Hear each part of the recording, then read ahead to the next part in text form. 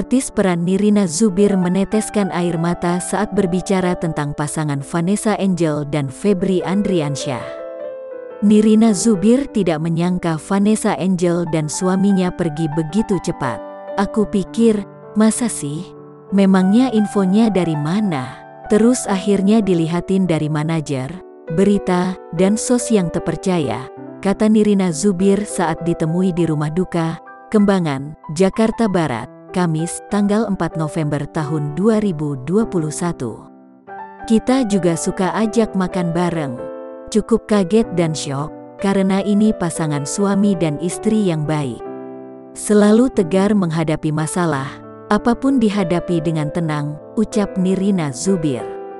Pemilik nama lahir Nirina Raudatul Jannah Zubir itu meminta agar masyarakat mendoakan atas kepergian Vanessa Angel dan Bibi.